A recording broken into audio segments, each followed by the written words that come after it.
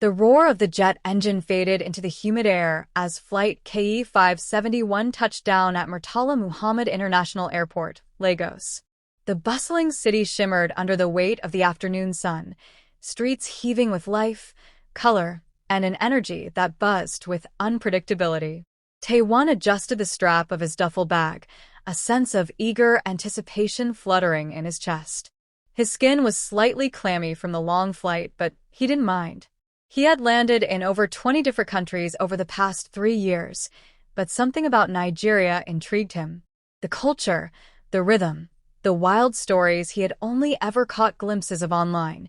It all beckoned to him like an untamed adventure waiting to unfold. He wasn't planning to stay long, maybe a week or 2.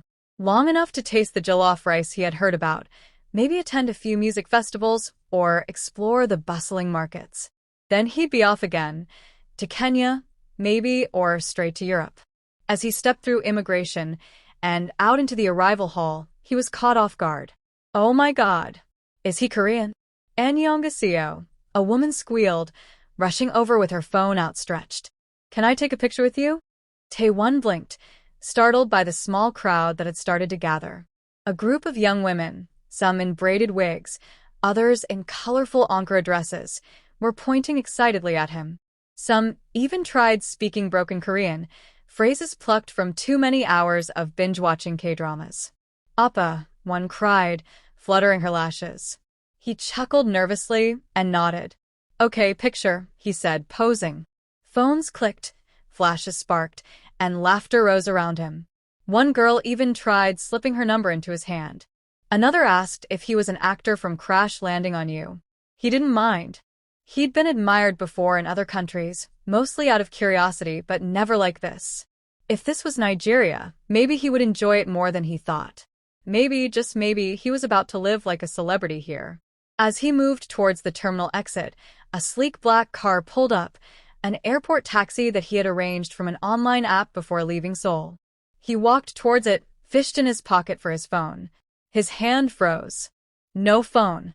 His other hand checked his jacket, then his jeans, then the inside of his duffel bag. Nothing. His eyes widened in panic. Wait, my phone? He spun around, heart racing. His luggage. The second bag, the one with his camera, laptop, extra clothes. Gone. He sprinted back into the airport, bumping past security and passengers, searching frantically. But no one had seen anything. The cheerful crowd had dispersed. The moment was over, replaced by cold reality. Someone had stolen everything. By the time night fell, Tae-won was sitting on a cracked curb outside a row of poorly lit shops near Ikeja. His white hoodie was speckled with dust. His sneakers were scuffed from walking aimlessly, trying to find help or someone who understood enough Korean to assist him. His head drooped into his hands. He hadn't even taken the time to exchange money. No phone, no ID, no translator app. Just himself and the weight of helplessness. Maybe this is a nightmare, he muttered in Korean. People passed by, paying him little attention.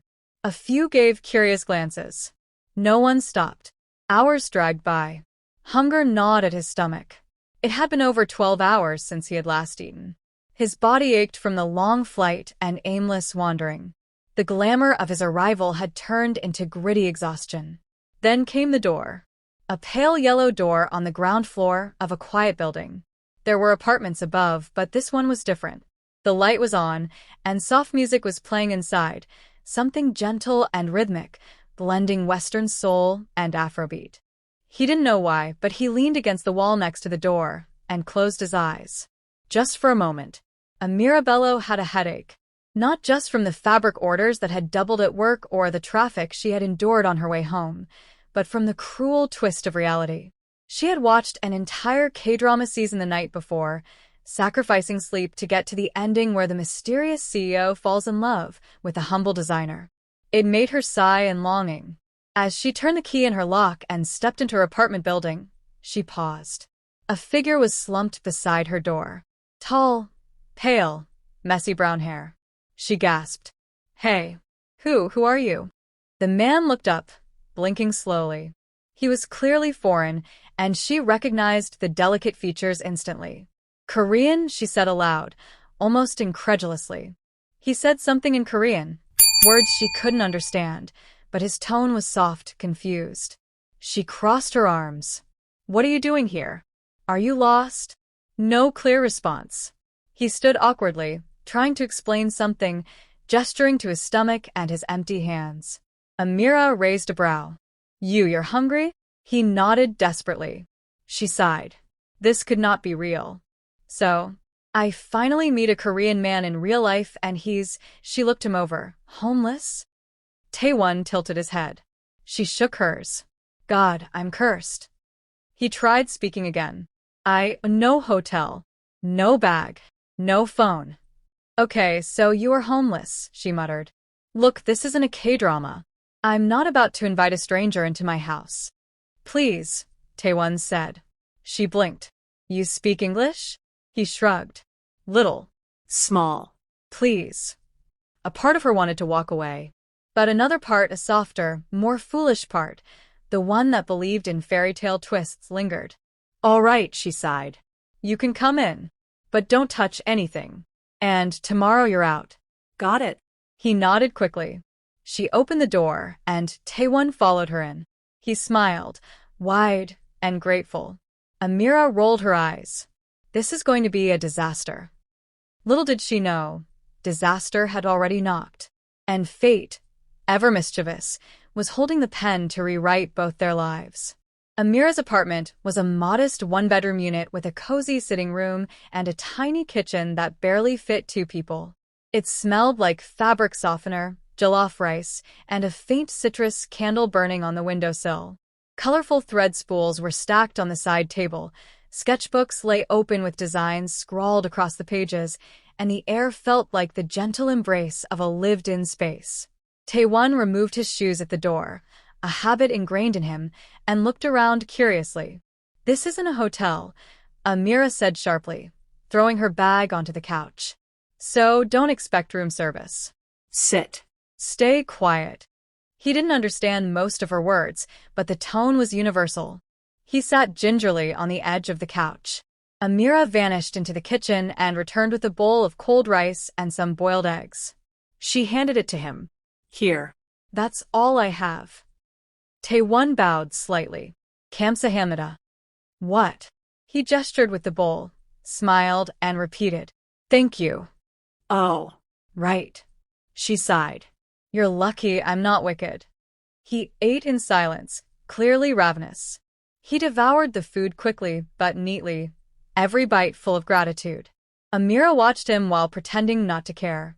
He had sharp cheekbones, soft brown eyes, and a kind of awkward politeness that reminded her of every male lead in her favorite dramas, except theirs never showed up dirty and broke. When he was done, he looked at her, eyes wide. You name? She blinked. You want to know my name? He nodded. Amira, she said slowly, enunciating. Amira. Amira, he repeated, almost reverently.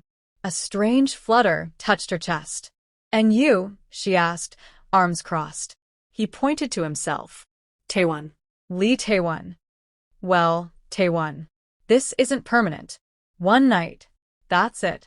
You go tomorrow. His face fell. He clasped his hands together, bowed slightly. Please. 2 days. Just 2. No. 3. She raised her voice slightly. Don't push your luck, Appa. He tilted his head. Appa. She cursed under her breath. Forget it. Sleep on the couch. Don't come near my room. And no funny business. Tae-won nodded eagerly, then curled up on the couch without another word. Amira watched him for a moment. He looked peaceful, despite everything. The kind of peace she hadn't felt in a long time. She turned off the light and went to her room. The next morning came too quickly. Amira had barely slept. She lay in bed staring at the ceiling for hours, battling guilt and logic. She couldn't just let him wander the street again. But she also couldn't afford to feed a grown man from her meager earnings. She finally got up and stepped into the living room. Tae-won was still sleeping, his arm dangling over the side of the couch. She nudged him gently with her foot. Wake up. He stirred and sat up, hair mussed and eyes puffy. "Good morning." "You're learning," she muttered. "Hungry," he said. Amira groaned. "Do you think food grows in this apartment? We eat by hustle here." He looked confused. She pointed to herself. "I work. Money." Then pointed to him. "You, no work. No money." He nodded slowly. "I help." "Help." She eyed him. "Wash," he said. "Clean. Cook." "Cook. You can cook." He stood up proudly. "Ramen." She burst out laughing. Of course. Ramen. That was the first real laugh she'd let out since meeting him. And Tae-won, noticing, smiled a little too long. "Okay," she said, trying to recover. "Let's set some ground rules." He tilted his head again. She went on, slowly, fingers counting off each point. "Rule 1. Don't enter my room. Ever." He nodded. "Rule 2. Don't touch my things unless I say so." Nod. "Rule 3. No spending my money on nonsense." Still nodding. "Rule 4. Try to speak English. I'm not a kdrama translator." He gave her a thumbs up. "And 5, she hesitated, don't fall in love with me." His brows furrowed in confusion. She waved it off. "Never mind." Later that afternoon, Amira left for work. Tae-won insisted on walking her out, waving like a bodyguard outside a mansion gate. She shook her head, amused, and warned him not to open the door for anyone. By evening, she returned to find the living room spotless. Dishes were washed, the floor was swept, and the scent of something spicy filled the air. She opened the pot on the stove. Instant noodles with diced onions and Maggi cubes. Tae-won beamed from behind her. "Ramen," he said proudly. "Nigerian style." She snorted. "You put pepper in this?" "Too much?" he asked, frowning. She tasted a spoonful. It was borderline inedible, but oddly warm. The days blurred into a week. She should have kicked him out. But Tae-won was helpful in small ways. He folded her laundry. He ironed her fabrics. He even started sketching designs beside her at night, surprisingly good ones. He tried watching English cartoons to pick up vocabulary. He followed YouTube videos and mimicked conversations. And then there was the way he looked at her. Gentle, grateful, curious. Not like a man who was using her, but like someone who truly saw her. One night, she came home late, exhausted from an order deadline. She dropped her bag and sat on the floor. Her feet were killing her. Tae-won knelt beside her and gently took her shoes off. She tried to protest. "You don't have to." But his fingers massaged her feet slowly.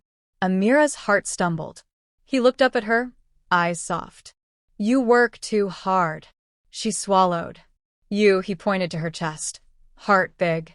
"Don't flirt," she warned, voice hoarse. He shook his head. "Not flirt. Truth." She pulled her feet away. "I told you. No falling in love." He leaned back, nodding. But he was already falling.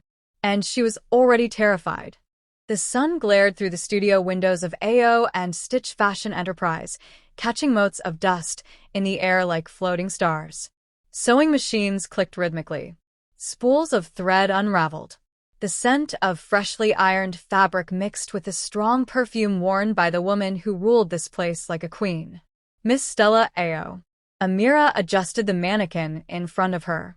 The chiffon gown she had worked on overnight shimmered under the lights, an elegant emerald cut with a layered waist and delicate hand-stitched details. "Gorgeous," one of the junior designers whispered. Amira smiled slightly. But as Miss Stella walked in, heels echoing across the marble tiles, the room tensed. "Amira," Stella said crisply, folding her arms as her eyes scanned the gown. "Not bad. A bit dramatic in the folds, but acceptable." "Thank you, Ma." "Don't get cocky." Amira lowered her head. "Yes, Ma." Stella's eyes flicked toward the wall clock, then back to Amira. "You're late." "I'm sorry." "There was traffic." "There's always traffic." "If your punctuality were as sharp as your needle, you'd be head designer by now." Amira swallowed hard. "It won't happen again." Stella didn't reply. She simply turned, her sharp bob slicing through the air like her words. The room exhaled again. Tae-won hadn't left the apartment all day. He spent hours watching English learning videos, repeating phrases in slow, careful tones. I am fine. How are you? His accent was thick but improving. He paused only to sketch Amira as she worked late into the night, her curls in a bun, tape measure around her neck, brow furrowed in concentration. He missed Seoul, his mother's cooking, the sound of Hangul, the neon-lit streets. But something about Lagos, about her, anchored him. Even without understanding everything, he felt her moods, her quiet laughter, her exhaustion. So, when the boredom peaked, he did what he thought would make her smile. He got dressed, his cleanest t-shirt and the jeans Amira had found for him at a local thrift store, and walked the 15-minute distance to her workplace, using landmarks she had unknowingly described. When he arrived, he stood by the entrance nervously. AO and Stitch was a sleek cream building with soft pink signage and a display window full of mannequins. He peeked through the glass. Inside, Amira stood hunched over a sewing table, pencil in her mouth. He smiled. What's this? Stella's voice rang sharply from behind the reception desk. Tae-won turned. She was beautiful, statuesque, older than Amira but in a more polished, intimidating way. Her lipstick was blood red. Her expression, cold. Can I help you? She asked, arms crossed. I see. Amira? Tae-won said, pointing inside. Stella raised an eyebrow. You know Amira? He nodded. You're her what, Taylor's assistant? No. I am, he struggled for the word. Friend. Big friend. Big friend. Stella laughed, a touch too loud. Wait here. Amira looked up from her sketches and blinked when she saw Stella striding toward her. You have a visitor. She frowned. Visitor? Stella smirked. A very interesting one. Amira's eyes darted toward the entrance. Her stomach dropped. Tae-won. Dressed in her old graphic tee, waving like a kid outside a candy shop. She rushed over. Tae-won. What are you doing here? I miss you, he said simply. Her heart thudded. You can't just show up. This is my job. He nodded solemnly. I walk. Safe. Find. Surprise. Stella joined them. So, this is your big friend. Amira stiffened. This is Tae-won. He's from Korea. Got stranded. I'm just helping him get back on his feet. Stella's gaze softened slightly, now that she had a closer look. Her eyes ran over his features, sharp jawline, long lashes, boyish charm. Well, she said, he's cute. Tae-won tilted his head. Cute. Amira grabbed his arm. We're leaving. Wait, Stella said smoothly. He's really from Korea? Yes. Amira said tightly. Interesting. You never told me you were friends with kdrama. It's not, she paused. It's complicated. Isn't it always? Stella turned to Tae-won. If you're going to visit, maybe bring me some skincare next time. I try, he said awkwardly, bowing slightly. She laughed and walked away. Amira dragged him outside. You can't do that, she hissed. You can't just show up. I miss you. I cook today. I walk. She sighed. You're not in a drama. This is Nigeria. You could have gotten lost. Or worse. He looked down. Sorry. Her anger faltered. Just tell me next time, okay? He looked up, hopeful. I make dinner tonight? She sighed and finally nodded. Fine. But only because I'm too tired to argue. That night, Amira found 2 fried plantains and scrambled eggs waiting for her. And Tae-won, wearing a paper hat he made from the newspaper, playing waiter. Madam, he said in his best accent. Dinner ready. She burst out laughing. You're ridiculous. I try hard, he said. Why? He stepped closer. Because you kind. She bit her lip, unsure of what to say. Then slowly, she reached out, took off the hat, and ruffled his hair gently. Their eyes locked. The silence stretched between them. And then, unexpectedly, Tae-won leaned in and brushed her lips with his. It was soft. Gentle. Barely there. Her eyes widened. What was that? Sorry, he said, backing away. She didn't move. Then she whispered, don't be.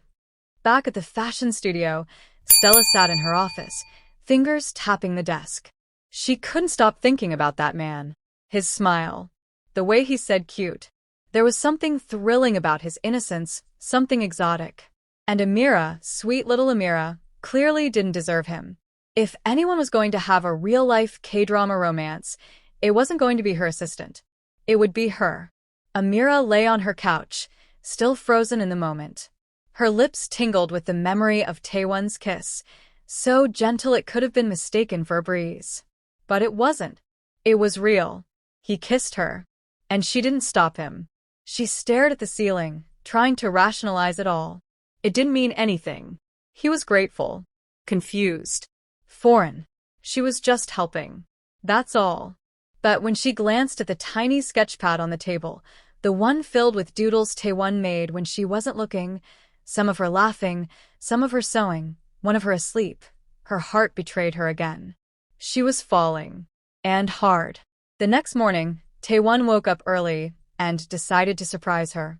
He noticed her favorite bread seller by the junction and spent almost 30 minutes trying to communicate that he wanted the soft one, no sugar, more butter. When Amira opened the door, she saw him grinning, holding up a brown bag like a proud cat bringing a gift. Breakfast, he said. She blinked, stunned. How did you? I walk. I learn, he said proudly. You like butter bread. You remembered. He nodded. She smiled, took the bag, and bit into the warm loaf. Okay, maybe you are in a K-drama. He laughed softly. You like kiss? Her eyes widened. She nearly choked. What? Kiss. Yesterday. Her cheeks flushed. It was surprising. I like, he said. She looked away, her heart sprinting. You can't say stuff like that. Why? Because it's not that simple. You like me? She hesitated. Then she whispered, that's not the point. Later that day, at AO and Stitch, Stella's mood was unpredictable. She complimented Amira's hemwork, then criticized her pleats. She waved off a customer in front of everyone, then laughed at her own joke as if nothing happened. Everyone knew something was brewing. At lunch, Amira stepped outside with her sketchpad, trying to eat quietly under the almond tree nearby. But she wasn't alone for long. Stella followed, heels crunching lightly on the gravel. Nice breeze, she said, pulling off her sunglasses. Yes, Ma. Amira, she said in a deceptively casual tone, that man who visited Tae-won? Amira froze. Yes. You said he was stranded. So why is he still here? I'm helping him until he can get home. Helping him? Or keeping him? Amira swallowed. Ma, it's not. I don't blame you, Stella interrupted. He's stunning. There's a vulnerability about him. That lost puppy look. It's very appealing. Amira stiffened. He's not a puppy. Well, Stella said with a laugh, I wouldn't mind a lost one like him showing up at my door. Her words hung in the air like poison. That evening, Stella called Tae-won. Amira had left her phone on the couch, and Tae-won, curious and trusting, picked it up when it rang. He didn't recognize the number. Hello, he answered. Ah. Hello, Tae-won, right? Yes, this is Stella. From Amira's work. He blinked. Ah. Boss lady. She laughed. Yes. Boss lady. I know Amira. She go market. That's okay. I wanted to talk to you. Silence. You're very charming, Tae-won. And beautiful. You don't have to stay cooped up in a small apartment all day. How about you come visit me instead? I have better food. Better company. Tae-won's face changed. Sorry. Amira, help me. I stay. Stella's voice turned icy, though still polite. You'll change your mind. Trust me. He hung up, his hand trembling slightly. That night, he didn't say anything. But Amira could sense something was off. He kept glancing at her, then away. Fidgeting. Folding and refolding the same shirt. Finally, she asked, Did something happen? He looked at her and said, Your boss. Call me. She paused, then sat up. What did she say? She say, come. Live with her. Better food. Better life. Amira felt her chest go tight. And what did you say? I say no. I stay. She exhaled, a mix of relief and sadness. That woman has everything. Rich clients. A beautiful house. If you went to her, you'd be living like a prince. Tae-won stepped closer. But I love this place. She blinked. What? He pointed. You. I love you. Time froze. Don't say that. Why? Because if you do, I'll believe you. I mean it. Tears welled in her eyes. You don't understand. I've been alone in this world. Everything I have, I built. Piece by piece. I can't afford to lose myself in someone who might leave. I not leave. You might. One day. You'll go back home. He cupped her face gently. Then take me as home. And then he kissed her again, deeper, fuller, lingering. This time, she didn't hesitate. Meanwhile, Stella poured herself a glass of red wine, staring at her phone. Rejected. By a broke Korean tourist. Her pride burned. But she wasn't done. If she couldn't have Tae-won, she'd make sure Amira couldn't either.